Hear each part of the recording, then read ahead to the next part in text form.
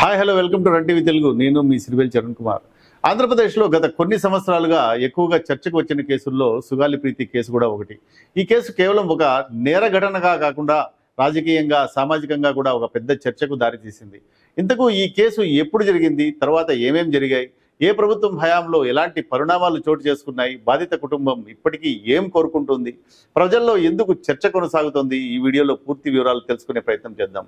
2017 ఆగస్టులో కర్నూలు జిల్లాకు చెందిన బాలిక సుగాలి ప్రీతి అనుమానాస్పద పరిస్థితుల్లో మృతి చెందింది. అనంతరం జరిగిన దర్యాప్తులో ఇది హత్య కేసుగా మారింది. ఈ ఘటన స్థానికంగా తీవ్ర ఆందోళనకు కూడా కారణమైంది. బాధిత కుటుంబం మొదటి నుంచి నిందితులకు కఠిన శిక్ష పడాలని, కేసును పారదర్శకంగా విచారించాలని కోరుతూ వచ్చింది. ఆ కుటుంబం ప్రస్తుతం ఏం కోరుకుంటోంది? నా కూతురు సుగాలి ప్రీతి కేసులో ఇంతవరకు కూడా న్యాయం జరగలేదు. గత 9 సంవత్సరాలుగా నేను పోరాటం చేస్తానే ఉన్నాను.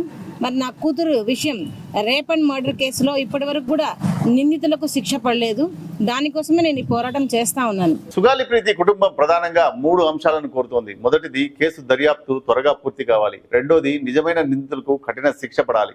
మూడోది, ప్రభుత్వం తమకు ఇచ్చిన హామీలు పూర్తిగా అమలు కావాలని కోరుకుంటోంది. సుగాలి ప్రీతి హత్య జరిగిన తర్వాత 2017 నుండి 2019 మార్చి వరకు రాష్ట్ర ముఖ్యమంత్రిగా ఉన్న చంద్రబాబు నాయుడు గారిపై న్యాయం చేయలేదని ఎలాంటి కేసు నమోదు కాలేదు. అలాగే 2019 నుండి 2024 వరకు ముఖ్యమంత్రిగా ఉన్న జగన్మోహన్ రెడ్డి గారిపైన కూడా అలాంటి చర్యలు తీసుకున్న దాఖలాలు లేవు. కానీ లక్షల రూపాయలు ఖర్చు చేసి వేలాది మంది జన సైనికులతో కలిసి బాధిత కుటుంబానికి అండగా నిలబడి ర్యాలీలు నిర్వహించి ప్రభుత్వం నుంచి చట్ట ప్రకారం అందాల్సిన ఆర్థిక సహాయం అందేలా కృషి చేసిన పవన్ కళ్యాణ్ గారి మీదే కేసు పెట్టడం, అవమానించేలా ప్రవర్తించడం అనేది చాలా మందిలో అనుమానాలను రేకెత్తించే అంశంగా కనిపిస్తోంది. ప్రతిపక్షాలు పవన్ కళ్యాణ్ గారు రాజకీయ ప్రయోజనం కోసం సుగాలి ప్రీతి కేసును ఉపయోగించుకున్నారు అని విమర్శించడం వారి రాజకీయ వైఖరిలో భాగంగా మనం అనుకోవచ్చు. కానీ ఒకసారి కాలక్రమాన్ని పరిశీలిస్తే కొన్ని ప్రశ్నలు సహజంగానే తలెత్తుతాయి. 2017లో ఈ దారుణ ఘటన జరిగింది. అయితే దాదాపు 3 ఏళ్ల పాటు ఈ కేసు రాష్ట్ర వ్యాప్తంగా పెద్దగా చర్చకు రాలేదు. సుగాలి ప్రీతి తల్లి పార్వతి గారు తన ఆవేదనను పవన్ కళ్యాణ్ గారికి తెలియజేసిన తర్వాతే ఈ విషయం రాష్ట్ర వ్యాప్తంగా మాత్రమే కాదు, దేశ వ్యాప్తంగా కూడా చర్చకు వచ్చింది. ఆడపిల్లకు జరిగిన అన్యాయంకి ఎదిరించే ఒకే ఒక నాయకుడు అన్నగారు. ఈ కర్నూలు ఇన్ఛార్జ్ మినిస్టర్ గారైన అనిల్ కుమార్ యాదవ్ గారికి కూడా నేను నా ఫైల్ ని ఇవ్వడం జరిగింది. 2 సార్లు కలిసాను. మొదటిసారి కలిసినప్పుడు బాగానే మాట్లాడినారు. రెండోసారి కలిసినప్పుడు యూ చీప్ పీపుల్ అన్నారు మమ్మల్ని. ఎన్ని పోరాటాలు చేశాను కానీ ఈ 3 సంవత్సరాల్లో సుగాలి ప్రీతిని కర్నూలు వరకు కూడా పరిచయం చేయలేకపోయాను. కానీ అన్నకి ఎప్పుడైతే చెప్పానో సుగాలి ప్రీతి గురించి, నా కూతురు ఇంతమంది లక్షల జనాల్లో గుండెల్లో గూడు కట్టున్నట్టు చేసినందుకు అన్నా మీకు వందనాలన్నా. పవన్ కళ్యాణ్ గారు ఈ అంశంపై గలమెత్తిన తర్వాతే ఈ కేసు గురించి ఎంతో మంది తెలుసుకున్నారు. ప్రజల దృష్టి ఈ కేసుపై పడింది. బాధిత కుటుంబానికి న్యాయం జరగాలనే డిమాండ్ బలంగా వినిపించింది. ఆ తర్వాత ప్రభుత్వం చట్ట ప్రకారం బాధిత కుటుంబానికి అందాల్సిన పలు ప్రయోజనాలను అందించి చర్యలు తీసుకుంది. కుటుంబానికి ఆర్థిక సహాయం, ఉద్యోగం, భూమి కేటాయింపు వంటి అంశాలు అమల్లోకి వచ్చాయి. అయితే ఈ కేసును సిబిఐకి అప్పగించాలన్న డిమాండ్ పై ప్రారంభంలో చర్యలు జరిగినప్పటికీ అది ఆశించినంత వేగంతో ముందుకు సాగలేదనే విమర్శలు కూడా అప్పట్లో వినిపించాయి. ఒకవేళ నిజంగానే పవన్ కళ్యాణ్ గారు ఈ అంశాన్ని కేవలం రాజకీయ ప్రయోజనం కోసం మాత్రమే ఉపయోగించి ఉంటే అధికారంలోకి వచ్చిన తర్వాత ఈ కేసును పూర్తిగా పక్కన పెట్టే అవకాశం ఉండేది. కానీ అలా జరగలేదు. ఉప ముఖ్యమంత్రిగా బాధ్యతలు స్వీకరించిన తర్వాత కూడా సుగాలి ప్రీతి తల్లి పార్వతి గారిని కలిసి కేసు దర్యాప్తు వేగవంతం కావాలని, నిందితులకు శిక్ష పడేలా చట్టపరంగా చర్యలు తీసుకోవాలని అధికారులను ఆదేశించిన విషయం అందరికీ తెలిసిందే. ఈ కేసు చాలా సంవత్సరాలుగా కొనసాగుతుండటంతో దర్యాప్తు ఆలస్యం అవుతుందని అధికారులు చెబుతున్నారు. దీనిపై అనేక రకాల అభిప్రాయాలు కూడా వినిపిస్తున్నాయి. అయితే కేసు త్వరగా ముగిసి బాధిత కుటుంబానికి పూర్తి న్యాయం జరగాలని ప్రతి ఒక్కరూ కోరుకోవడం సహజమే. ఇంకొక ముఖ్యమైన విషయం ఏమిటంటే, సుగాలి ప్రీతి తల్లి పార్వతి గారు గతంలో పవన్ కళ్యాణ్ గారిని కలిసినప్పుడు రాజు నాయక్ గారి ప్రభుత్వ ఉద్యోగం పెండింగ్ కేసుల కారణంగా ప్రొహిబిషన్ లో ఉందని వివరించినట్టు సమాచారం. ఆ సమస్య పరిష్కారానికి చర్యలు తీసుకోవాలని పవన్ కళ్యాణ్ గారు అధికారులను ఆదేశించగా అనంతరం ఆ ప్రక్రియ పూర్తయి ఆయన ఉద్యోగం రెగ్యులరైజ్ అయినట్టు కూడా తెలుస్తోంది.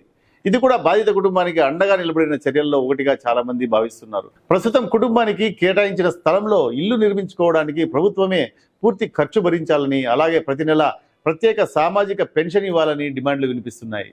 ప్రభుత్వం పేదల గృహ నిర్మాణాల పథకాల కింద నిర్దిష్ట మొత్తాన్ని మాత్రమే అందించే విధానం అమల్లో ఉంది. అలాగే కేసు కూడా ఇంకా న్యాయపరమైన ప్రక్రియలో ఉండగా ప్రభుత్వం ఎంతవరకు అదనపు నిర్ణయాలు తీసుకోగలదనేది కూడా చట్టపరమైన అంశమే. కేసు దర్యాప్తు ఎందుకు ఆలస్యం అవుతుందని ప్రశ్నించడం తప్పు కానే కాదు. బాధిత కుటుంబం న్యాయం కోరడం కూడా పూర్తిగా సమంజసమే. కానీ ఈ కేసును ప్రజల ముందుకు తీసుకువచ్చిన వ్యక్తి, బాధిత కుటుంబానికి అండగా నిలిచిన వ్యక్తి, అధికారంలోకి వచ్చిన తర్వాత కూడా ఈ అంశాన్ని మరవకుండా చర్యలు తీసుకున్న వ్యక్తి అయిన పవన్ కళ్యాణ్ గారిని లక్ష్యంగా చేసుకుని విమర్శించడం చాలా మందికి బాధ కలిగిస్తోంది. ఆయన నిజంగా ఈ విషయంలో నిర్లక్ష్యం ప్రదర్శించి ఉంటే రాజు నాయక్ గారి ఉద్యోగ సమస్య పరిష్కారానికి ఎందుకు కృషి చేసేవాళ్ళు? బాధిత కుటుంబాన్ని పలుమార్లు ఎందుకు కలిసేవాళ్ళు? అధికారులను ఎందుకు ఆదేశించేవారు అనే ప్రశ్నలకు సమాధానం కూడా చెప్పాల్సి ఉంటుంది. గతంలో ప్రభుత్వాలను తీవ్రంగా విమర్శించిన వ్యక్తులపై ఆ ప్రభుత్వాలు రాజకీయ లక్ష్యంగా చేసిన సందర్భాలు మనం ఎన్నో చూసాం. అయినప్పటికీ ఈ విషయంలో పవన్ కళ్యాణ్ గారు బాధిత కుటుంబానికి న్యాయం జరగాలనే ఉద్దేశంతో ఎంతో ధైర్యంతో ముందుకు వచ్చినట్టు ఆయన చేసిన చర్యలు మనకు సూచిస్తున్నాయి. ఆయన అభిమానులు కూడా అదే భావిస్తున్నారు. కేసు పూర్తి పారదర్శకంగా దర్యాప్తు జరగాలి, అసలు నిందితులు శిక్షించబడాలి, బాధిత కుటుంబానికి సంపూర్ణ న్యాయం జరగాలి. ఈ డిమాండ్లో ఎలాంటి విభేదం లేనేలేదు. అదే సమయంలో ఈ కేసును మొదటి రోజు నుంచి ప్రజల ముందుకు తీసుకువచ్చి బాధిత కుటుంబానికి అండగా నిలిచిన పవన్ కళ్యాణ్ గారినే టార్గెట్ చేయడం మాత్రం ఎంత మాత్రం సమంజసం కాదని చాలా మంది ప్రజలు భావిస్తున్నారు. సుగాలి ప్రీతి సమస్యను రాష్ట్రం దాటి దేశవ్యాప్తంగా చర్చకు తీసుకువెళ్లడంలో పవన్ కళ్యాణ్ గారి పాత్రను విస్మరించడం న్యాయం కానే కాదు. ఆ రోజు నుంచి ఈ రోజు వరకు బాధిత కుటుంబానికి తన వంతు సహాయం చేస్తూ ఆ కుటుంబానికి న్యాయం జరగాలని కోరుకుంటూ వస్తున్న నాయకుడు పవన్ కళ్యాణ్ గారు. అండగా నిలిచిన వ్యక్తిని లక్ష్యంగా చేసుకుని ఆయన మీద కేసులు పెట్టడం, ఆయన్ను అవమానించే ప్రయత్నాలు చేయడం మాత్రం సరైన మార్గం కానే కాదని చాలా మంది భావిస్తున్నారు. పవన్ కళ్యాణ్ గారు మెత్తని మనసున్న నాయకుడు కావచ్చు, కానీ ఆయనకు ప్రజల్లో ఉన్న ఆదరణను, ఆయనపై ఉన్న అభిమానాన్ని ఎవరూ తక్కువగా అంచనా వేయకూడదు. సుగాలి ప్రీతి తల్లి పార్వతి గారు కూడా ఈ అంశాన్ని అన్ని కోణాల్లో ఆలోచించి న్యాయం జరిగే దిశగా సరైన నిర్ణయం తీసుకుంటారని ఆశిస్తున్నాం. మరొక వీడియోతో మళ్ళీ కలుసుకుందాం. అంతవరకు సెలవు. జై హింద్, జై భారత్.